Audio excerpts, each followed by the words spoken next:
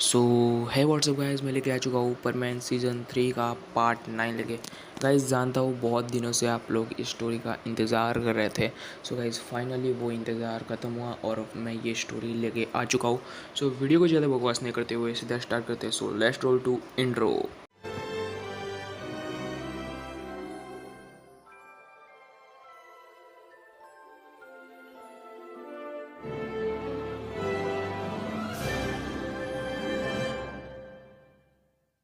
सो guys हम देखते हैं कि जो जेके होता है ना, वो मिस्सो को घूर रहा होता है और मतलब कि मिस्सो को देख देख के वो बहुत ज़्यादा गुस्सा हो रहा था और अपने मतलब कि सारे बंदों को कहता है मिस्सो को मारने के लिए। वहाँ पे कम से कम 40 से 45 मतलब की कार आई हुई थी और उन कार में से हर एक कार में से कम 5 से 6 बंदा निकल रहा था। वहाँ पे कम से कम देखते देखते 150 से भी ज़्यादा बंदे मतलब कि वहाँ पे आ चुके थे और सबके हाथ में हथियार थे। देखने में लगता था कि वो बहुत ज़्यादा ख़तरनाक लोग थे और मतलब कि जो जेके का भाई था ना, उसके दोस्तों से तो कुछ ज़्यादा ही ख़तरनाक थे। उसको देख उन सबको देख के लग रहा था, लेकिन मिस्सो बिल्कुल भी नहीं घबराता है। और लेकिन मिस्सो की जो बहन होती है ना, वो बहुत ज़्यादा डर जाती है और वो कहती है कि नहीं नहीं रुक जाइए, मेरे भाई को कुछ मत कीजिए। और ऐसा वो कहने ही वाली होती है ना, तभी मिस्सो उसको रोक लेता है और लेकिन वो बोल चुकी होती है ये सारी चीज़ें। और जो जेके होता है ना, वो कहता है कि अब बहुत देर हो चुकी है। तुझे ये लगता है ना कि जेके बहुत कमज़ोर है, तो कोई भी जेके के भाई को आके मार जाएगा, तो तुझे मैं दिखाऊंगा अपनी पावर। जेके क्या चीज़ है पूरी बम्बई में और ख़ास करके नॉर्थ बम्बई में तो बहुत ज़्यादा। और अब तुझे दिखाऊंगा कि मैं क्या चीज़ हूँ। तू मेरे ही इलाके में आके मुझे ही धमकी दे रहा है। फिर मिस्सो कहता है इलाका किसी के बाप का नहीं होता है, और रही बात धमकी की, तो मेरी बहन के बारे में कोई भी उल्टा सीधा बोलेगा तो मैं उसकी ज़ुबान तक काट दूंगा। फिर जो जेके हंसने लगता है और कहता है कि चल ये सारी चीज़ें अब तेरे साथ करते हैं। क्यों ना मैं तेरी आंखें फोड़ दूँ, तेरा मतलब कि ज़ुबान काट दूँ और तुझे घुटनों पे बैठा हो दूँ, और फिर तू झुक के मेरे भाई से माफ़ी मांगेगा और कहेगा प्लीज़ ऐसी गलती दोबारा नहीं होगी, और ऐसे बहुत बार रिक्वेस्ट करेगा, तब शायद मैं तुझे छोड़ दूँगा, वरना तू तो गया। फिर जो मिस्सू होता है ना, वो कहता है कि क्या तुम सिर्फ बातें ही करते हो क्या। और ऐसा सुनते ही जेके को बहुत तेज़ गुस्सा आता है। वो अपने सारे आदमियों मतलब कि बंदों को मिस्सो को मारने के लिए भेजता है, लेकिन मिस्सो बिल्कुल भी नहीं डरता है। और वहाँ पे पुलिस वाले भी थे, लेकिन जेके ने उनको साफ साफ कह दिया था कि यहाँ पे जो भी होने वाला है ना, उसकी किसी भी मतलब कि अगर कोई रिपोर्ट लिखवाने आए तो उस रिपोर्ट को बिल्कुल भी मत लिखना, और यहाँ से मतलब कि कोई भी तमाशा हो तो पुलिस वाले उससे बहुत दूर रहे। यहाँ तक कि पुलिस वाले को अनुमति भी दे दी गई थी कि इस मामले में कोई पड़े, और इसलिए सारी की सारी पुलिस वहाँ से चली गई थी, क्योंकि पूरे के पूरे नॉर्थ बम्बई में उसका ही राज चलता था। वैसे तो उसका नाम पूरे बम्बई में था, लेकिन नॉर्थ बम्बई में उसका ज़्यादा ही राज चलता था। और वैसे वो बहुत ज़्यादा कुछ गलत काम करता रहता था आए दिन, और ऐसा मतलब कि चलता रहता था। और वो अच्छे काम भी करता था और बुरे काम भी करता था। उसके पास वैसे बहुत ज़्यादा पैसा था और बहुत ज़्यादा पावर थी, और इसलिए जेके को मतलब कि दादा जेके के सामने दादागिरी करने की किसी में भी हिम्मत नहीं थी। और जो जेके होता है ना, वो अपने सारे आदमियों को मतलब कि मारने के लिए कहता है। मिस्सो उन सबको रोकता है और कहता है कि रुको, कॉलेज के अंदर खून खराबा नहीं होना चाहिए। असल में उसने मतलब कि प्रिंसिपल का चेहरा देख लिया होता है, और सारे के सारे बच्चे भी डरे हुए थे और वो भी पीछे हट जाते हैं। और वो नहीं चाहता था कि सारे बच्चे और डरे और भाई कॉलेज में कुछ खून खराबा ऐसा कुछ हो। और वो ये भी नहीं चाहता था कि भाई इससे प्रिंसिपल को मतलब कि अपनी जॉब छोड़नी पड़े, या फिर हो सकता है कि वो भी बहुत बड़ी मुसीबत में पड़ जाए। इसलिए मिसू ने कह दिया था कि जो करना है वो कॉलेज के बाहर जाके करते हैं। तुम्हें लड़ना है मुझसे तो लड़ लो, लेकिन कॉलेज के बाहर जाके। जेको को भी उसकी ये बात अच्छी लगती है, क्योंकि उसको भी मतलब कि शोर शराबा बिल्कुल भी पसंद नहीं था। उसको भी शांत दिमाग में मतलब कि सारी चीज़ें करना पसंद था। और वो जो जेके होता है ना, वो कहता है चलो कॉलेज के बाहर चलते हैं। और हम देखते हैं कि जो मिस्सो और मतलब कि जेके और उसके आदमी सब लोग कॉलेज के बाहर एक ग्राउंड में मतलब कि आ चुके थे। वो कॉलेज के बाहर वाला ही ग्राउंड था जो कि वहाँ पे मतलब कि ज़्यादातर मतलब कि वीकेंड्स पे बच्चे आके खेला करते थे। लेकिन आज वहाँ पे कोई नहीं आया हुआ था और वो पूरी की पूरी जगह खाली थी। और जो मतलब कि कॉलेज के स्टूडेंट होते हैं ना, वो भी बाहर आ जाते हैं। असल में प्रिंसिपल और बाकी मतलब कि बहुत ज़्यादा सिक्योरिटी गार्ड ने उनको रोकने की कोशिश की थी, लेकिन कॉलेज के स्टूडेंट कहाँ मानने वाले थे। वो मतलब कि गेट के बाहर आ जाते हैं। और उसके साथ साथ मतलब कि जो गांको होती है ना, मिस्सो की बहन, वो तो बहुत ज़्यादा डरी हुई होती है। उसे समझ में नहीं आ रहा होता है कि वो क्या करे। और फिर वो कहती है कि है भगवान, मेरे भाई को बचा लेना, मेरे भाई को कुछ ना हो। और फिर जो मिस्सो होता है ना, वो तो वहाँ पे मतलब कि ऐसे ही अपने बिल्कुल शेर की तरह खड़ा हुआ था। और जेके ये देख के भी हैरान था कि उसको कोई फ़र्क ही नहीं पड़ रहा था। उसको जेके के नाम से नहीं डर लग रहा था, इतने ज़्यादा ख़तरनाक लोगों को देख के डर नहीं लग रहा था। ये बंदा था तो था कौन आखिरकार। और फिर जो जेके होता है ना, वो कुछ भी सोचने से मतलब कि बंद कर देता है और अपने 50 बंदों को मतलब कि उसको मारने के लिए भेजा था। जेके के पास 150 से भी ज़्यादा बंदे थे, कम से कम 180 या 190 जितने बंदे मतलब कि थे अभी आए हुए थे। वैसे तो उसके पास 250 से 300 बंदे थे, लेकिन जब जेके के भाई ने कहा कि ये बहुत ज़्यादा पावरफुल बंदा है, इसलिए उसे लगा कि उस बंदे के साथ बहुत ज़्यादा लोग होंगे, इसलिए जेके अपने साथ 180 या 190 लोगों को लेके आया था। और यहाँ पे आने के बाद उसको पता चला कि ये तो सिर्फ एक ही बंदा है और इसके लिए इतने ज़्यादा बंदे।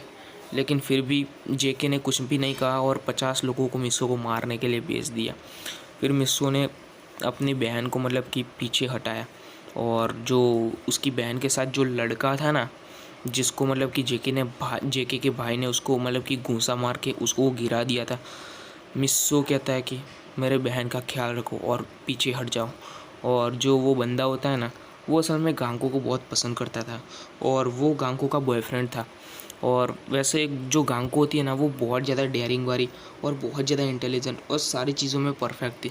और वो जो लड़का होता है ना, वो मतलब कि ज़्यादातर स्पोर्ट्स में बहुत परफेक्ट था। वो पढ़ाई में भी बहुत ज़्यादा इंटेलिजेंट था, लेकिन कोई भी मतलब कि मामले में अगर लड़ाई वड़ाई हो तो वो बहुत ज़्यादा पीछे हट जाता था, क्योंकि उन सब के अंदर मतलब कि उसको डर लगा रहता था कि कहीं उसके आसपास के लोगों को उसकी वजह से नुकसान ना हो। वो बहुत ही ज़्यादा काइंड पर्सनालिटी का बंदा था और इसीलिए गांको ने उसे पसंद किया था। और कुछ लड़कियां जो होती है ना, वो गांको को ये समझ रही होती है कि ये जो अमीर बाप का मतलब कि बेटा है ना, उसको मतलब कि पैसों के लिए गांको ने फंसाया था। लेकिन असलियत में ऐसा कुछ भी नहीं था। और वो मतलब कि बहुत ज़्यादा मतलब कि अमीर बाप का बेटा था, लेकिन उसके अंदर भी इतनी ताकत नहीं थी उसके पिता में कि वो जेके से डायरेक्टली पंगा ले सके। इसलिए वो बंदा था ना, वो बहुत ज़्यादा डरा हुआ था और वो गांको को लेके पीछे हट जाता है। और हम देखते हैं कि जो मिस्रो को मारने के लिए वो 50 के 50 बंदे उसके ऊपर ऐसे कूद पड़ते हैं ना, जैसे कि वो आज उसकी जान ही ले लेंगे। और भाई कुछ टाइम बाद मिस्सो उनको ऐसा धोना स्टार्ट करता है ना, किसी के मुंह पे पंच पड़ रहा था तो किसी के पेट में लात पड़ रही थी। ऐसा लात गुस्सों से मारता है ना, और वो भी सबको यूनिक टेक्निक से मारता है। ऐसी टेक्निक जो मतलब कि ज़्यादातर लोगों ने देखी भी नहीं थी। असल में मिस्सो मार्शल आर्ट्स का यूज़ कर रहा होता है और वो इतनी भयंकर तरीके से मारता है ना उनको, और इतनी बेरहमी से मारता है ना कि चाहे वो कोई इंसान नहीं हो और ना ही सिर्फ अपने सेल्फ डिफेंस में मतलब कि वो लड़ रहा है, बल्कि एक खूंखार दरिंदा, एक खूंखार किलर हो, इस तरह से वो मार रहा था। असल में मिस्सो का सिर्फ एक ही फंडा था, अच्छे लोगों के साथ अच्छा करना और बुरे लोगों के साथ इतना बुरा करना कि वो दोबारा कभी बुरा करने के लिए खड़े ना हो पाए। और मिस्सो अभी वही कर रहा था। वो इतना खतरनाक तरीके से मार रहा था ना, इतना बेरहमी से मतलब कि सबको मार रहा था ना, कि एक टाइम पे तो जेके की भी रूह कांप उठी थी। वो भी एक कदम पीछे हट गया था मिस्सो का ये भयानक रूप देख के। असल में मिस्सो ने किसी को भी जान से नहीं मारा था, लेकिन उनको इस तरह से मारा था ना कि कुछ लोगों के तो ऐसे हाथ टूट गए ना कि दोबारा मतलब कि वो कभी भी अपने हाथ पे या फिर अपने पैरों पे कभी खड़े नहीं हो पाएंगे। और किसी की तो मतलब कि गर्दन में इस तरह से मतलब कि उसने मिस्सो ने मारा था ना कि उसकी गर्दन जो थी ना, वो उसके अंदर मतलब कि क्रैक आने लग गए थे। उसकी गर्दन के अंदर जो मतलब कि हड्डी थी ना, वो थोड़ी क्रैक आ चुकी थी और उसके वजह से वो पूरी तरह से कोमा में चला गया था और वो पूरी तरह से बेहोश हो चुका था वहाँ पे ही। और मिस्सो इतनी बेरहमी से मारता है ना, किसी के मुंह से इतना खून निकल रहा था तो किसी का सर फट चुका था। और वो इतनी बेरहमी से मार रहा था ना, उसमें से 2-3 लोग तो मर चुके थे वहाँ पे ही, क्योंकि मिस्सो उनको बिल्कुल भी नहीं छोड़ने वाला था, क्योंकि बात यहाँ पे उसकी बहन पे आ चुकी थी। और जब बात उसकी बहन पे आ जाए ना, तो वो एक इतना मतलब कि आसानी से किसी को छोड़ने वाला नहीं था। और जैसे वो 50 बंदों को मार के मतलब कि रुकता है, तो वहाँ पे मतलब कि बहुत ज़्यादा खून मतलब कि गिरा हुआ था। किसी के पैर की हड्डी टूट चुकी थी तो किसी के हाथ की हड्डी टूट चुकी थी। इतनी बेरहमी से मारा था ना कि कोई सोच भी नहीं सकता कि मिस्सो इतना खतरनाक इंसान हो सकता है। एक टाइम पे तो भाई उसकी बहन भी डर गई थी और वो भी पीछे हटने लग गई थी। उसको लग ही नहीं रहा था कि ये उसका भाई है। वो अपने आँखों पे विश्वास नहीं कर रही थी कि ये उसका भाई है। असल में मिस्सो ने उनको जान से नहीं मारा था। हाँ, 2-3 लोग जान से मर चुके थे, लेकिन बाकी लोग मतलब कि ज़िंदा थे। लेकिन वो जो बाकी लोग ज़िंदा थे ना, वो कभी भी मतलब कि लड़ाई ना कर पाए। इस तरह से उनको मारा गया था मिस्सो ने। और बाकी के जो 120 लोग खड़े हुए थे ना, वो भी मतलब कि मिस्सो का ये रूप देख के मतलब कि पूरी तरह से चौंक चुके थे। और जो जेके होता है ना, वो कहता है गन निकालो। और भाई वो सब के सब अपने मतलब कि जेब में से पिस्तौल निकाल लेते हैं, आई मीन गन निकाल लेते हैं। और जो मिस्सो होता है ना, वो कहता है क्यों, लड़ाई से मन भर गया। और जेके जो होता है ना, वो थोड़ा काँप रहा होता है और अपनी काँपती हुई आवाज़ में कहता है कि इसको मारो। और फिर मिस्सो कहता है क्यों, जुबान भी नहीं निकल रही है क्या ठीक से। और फिर जो जेके होता है ना, वो कहता है कि नहीं, तुम नहीं जानते कि मैं किसके लिए काम करता हूँ। और ये सुन के मतलब कि आसपास के सारे लोग हिल चुके थे कि जेके जैसा आदमी किसी के लिए काम करता है। जेके जैसा आदमी किसी के लिए काम करता है, ये बात तो भाई किसी के लिए गले से मतलब कि उतर ही नहीं रही थी। और वो कहता है कि मैं केशव राठी के लिए काम करता हूँ। और ये बात जैसे ही मतलब कि आसपास के लोग सुनते हैं ना, सीरियसली उनकी पैंट भी गीली होने लग जाती है, क्योंकि केशव राठी कोई आम इंसान नहीं था। वो इतना ज़्यादा पावरफुल था ना कि जेके भी उसके सामने कुछ भी नहीं था। और जब उन्होंने सुना कि जेके खुद केशव राठी के लिए काम करता है, तो उनकी भी सांसें एक पल के लिए थम सी गई थी। वो भी नहीं सोच पा रहे थे कि केशव राठी जैसा आदमी जेके के साथ जुड़ा हुआ है। और फिर जो जेके होता है वो कहता है क्यों, पैंट गीली हो गई। फिर मिस्सो कहता है कि ये केशव राठी कौन है। और जेके ज़ोर ज़ोर से हंसने लगता है और उसके साथ उसका सेक्रेटरी भी ज़ोर ज़ोर से हंसने लगता है। और उसका सेक्रेटरी कहता है तुम केशव राठी के बारे में नहीं जानते बच्चे, तुम मुंबई में कर क्या रहे हो, तुम बम्बई में कर क्या रहे हो, तुम्हें यहाँ पे नहीं रहना चाहिए। अगर तुम केशव राठी को ही नहीं जानते, तुम पूरे महाराष्ट्र में जाए किसी से भी पूछ लो, पूरे महाराष्ट्र में ही नहीं, गुजरात कहीं पर भी पूछ लो, राजस्थान कहीं पर भी, यहाँ तक कि इंडिया के किसी भी कोने में भी पूछ लोगे ना कि केशव राठी कौन है, तो वो भी यही बता देगा कि केशव राठी कौन है। और फिर मिस्सो कहता है कि वो जो भी हो, मुझे उस बात से कोई फ़र्क नहीं पड़ता, लेकिन बात सिर्फ इतनी सी है कि तुम आज मेरे हाथों से मरने वाले हो। उसके 3 रीज़न है। पहली कि तुम्हारे भाई ने मेरी बहन पे बुरी नज़र डाली। और दूसरी, बजाय उसके कि तुम उसको डांटो, तुमने मेरी बहन पे आंख उठाने की हिम्मत की। मतलब कि वजह तीसरी, मैंने अभी अभी तुम्हारी पूरी डिटेल्स निकाली है कि तुमने कितना कितना गलत काम किया है। और इस हिसाब से तुमने अच्छे काम से ज़्यादा गलत काम किया है। अच्छे काम तो ना के बराबर ही किए, सिर्फ दिखावे के लिए 1-2 काम किए, इसलिए तुम्हारा मरना तो तय है आज। और जो जेके होता है ना, वो ज़ोर ज़ोर से हंसने लगता है और कहता है कि तुम केशव राठी के आदमी को मारोगे, तुम नहीं जानते केशव राठी कौन है। और जैसे ही मतलब कि ये बोलता है, जेके जो होता है ना, वो केशव राठी को कॉल करने लगता है। और वो केशव राठी को कॉल करता है और कहता है कि सर, वो बहुत ज़्यादा सम्मान से उनका नाम ले रहा होता है और उनकी सारी सिचुएशन के बारे में बताता है। उनको ये नहीं बताता कि मतलब कि उसके भाई ने मतलब कि क्या किया था, क्योंकि जेके अच्छे से जानता था कि केशव राठी हमेशा अच्छे मतलब कि लोगों के पक्ष में रहता है और वो बुरे लोगों के पक्ष में बिल्कुल भी नहीं रहता है। जेके भले उनके लिए मतलब कि काम करता है और बम्बई में उनका लीगल और इनलीगल दोनों बिजनेस संभालता है, लेकिन इनलीगल बिजनेस जो उनका होता है ना, वो भी बुरे काम के लिए नहीं होता है, अच्छे काम के लिए ही होता है।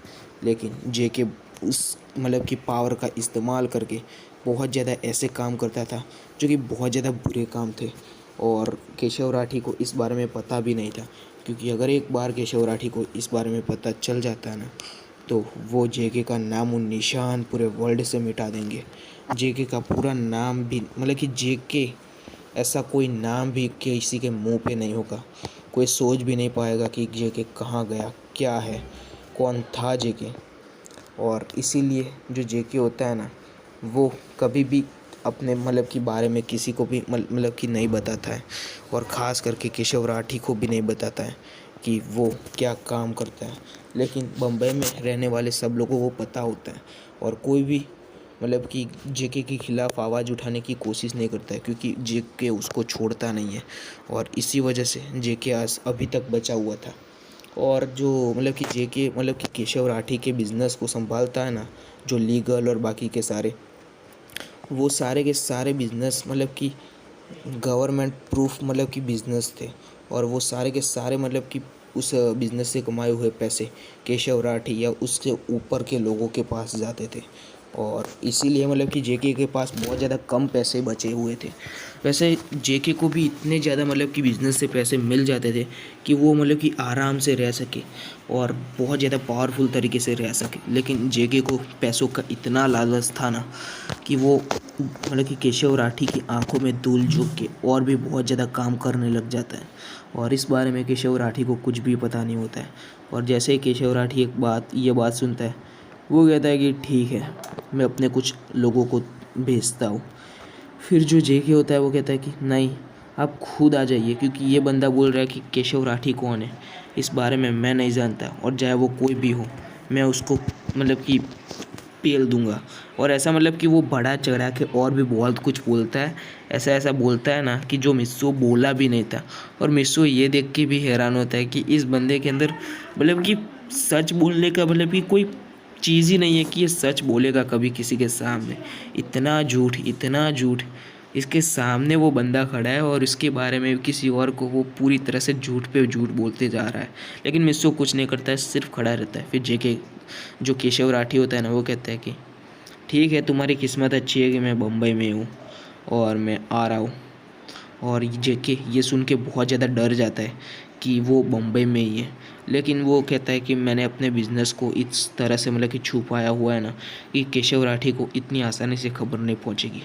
चलो, वो आ रहा है, ये बात अच्छी है। और ऐसा कह के वो मतलब कि फ़ोन कट कर देता है और वो बहुत ज़्यादा खुश होता है और वो कहता है कि अब मुझे कुछ करने की ज़रूरत ही नहीं है, क्योंकि केशव राठी खुद यहाँ पे आ रहा है। और वहाँ पे कॉलेज का ट्रस्टी भी आ चुका होता है और प्रिंसिपल भी आ चुका होता है। और ये सुन के तो प्रिंसिपल और ट्रस्टी दोनों की पसीने छूट जाते हैं और ट्रस्टी को तो भाई पूरी की तरह से हार्ट अटैक सा आने लगता है और वो वहीं पे बेहोश हो जाता है डर के मारे। भाई इतना खौफ था केशव राठी का, वो किसी भी मतलब कि बुरे इंसान को मारता नहीं था और ना ही किसी के साथ कुछ गलत होने देता था। ये बात तो सब लोग जानते थे, लेकिन वो ये सोच के डर रहे थे कि केशव राठी अगर आ गया और जेके ने उसको ये बात बता दी कि उन सब में ये भी शामिल थे, तो क्या होगा। और केशव राठी हमेशा जेके की बात सुनता है, क्योंकि उसे लगता है कि जेके सच्चा है और जेके की बात सुन के अगर उसने उनकी बात पे बिलीव कर दिया तो उसका क्या होगा। वैसे केशव राठी सबकी बात सुनता है, लेकिन अगर जेके की पूरी बात सुन के उस पर विश्वास कर लिया तो हो सकता है कि उनका कॉलेज तो बंद करवा दे, वो तो ठीक है, लेकिन उसके साथ उन सब के साथ जो होगा वो तो बहुत ज़्यादा बुरी चीज़ होने वाली है। क्योंकि केशव राठी कभी भी किसी की फैमिली को टारगेट नहीं करता है, वो उस बंदे को टारगेट करता है जो मतलब कि बहुत ज़्यादा बुरा काम करता है। या फिर उससे गद्दारी करता है। और केशव राठी इतना ज़्यादा पावरफुल था ना कि जो मतलब कि वहाँ की सरकार होती है ना, यहाँ तक कि सीएम से लेके एमएलए तक के सब लेके मतलब कि केशव राठी को अच्छे से जानते थे और सब लोग सम्मान भी करते थे। और केशव राठी भी मतलब कि इतना पावरफुल होने के बाद भी उनका सम्मान करता था। सो गाइस, आज की वीडियो बस यहीं तक थी। आशा करता हूँ कि आपको ये वीडियो पसंद आई होगी। सो मिलते हैं नेक्स्ट पार्ट में, तब तक के लिए बाय बाय गाइस।